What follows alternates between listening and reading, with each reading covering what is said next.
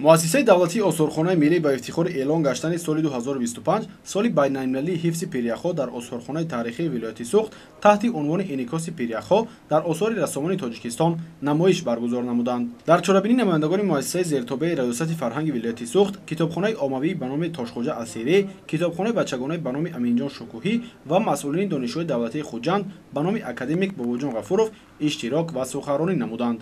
дар ифтитоҳи намоиш роҳбарияти осорхонаи миллӣ Иброҳимзода Зафаршоҳ зимини суханронии хеш зикр намуд, ки кӯҳҳои осмонбӯси Ҷумҳурии Тоҷикистон манбаи бузурги пиряхҳо мебошанд. Пиряхҳо дар навбати худ чун захираи дарозмуддати об ва танзимкунандаи табиии ҷараёни дарёҳо буда, яке аз боигариҳои беҳамто ва манбаи оби ширини зебоямон ба ҳисоб меравад.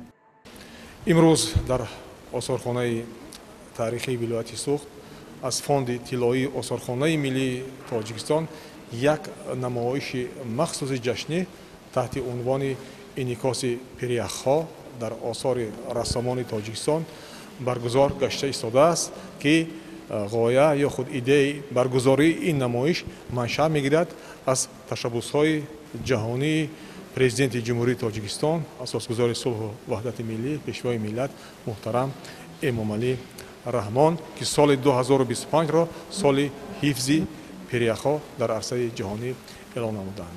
Ва албатта осорхонаи миллии Тоҷикистон ҳамчун муассисаи илмӣ таҳқиқотӣ ва илмӣ маърифатӣ, ки дар хазинаи тиллоии худ тӯли солҳои гуногун осори зиёди ҳам санъати тасвирӣ ва ҳам мероси таърихиро гирдоварӣ намудааст, кӯшиш менамояд, ҷаҳду талош менамояд, ки дар тамоми санаҳои бузурги таърихӣ саҳмгузор бошад, аз он ҷумла дар инъикоси осорхонавии ташаббусҳои пешвои миллат. дар намоиш 19 адад асар аз офаридаҳои мусаввирони кишвар ба маърази тамошо гузошта шуданд, ки тамошобинонро бо манзараҳои кӯҳсорон ва зебогиҳои нотакрори кишвар шинос намуданд.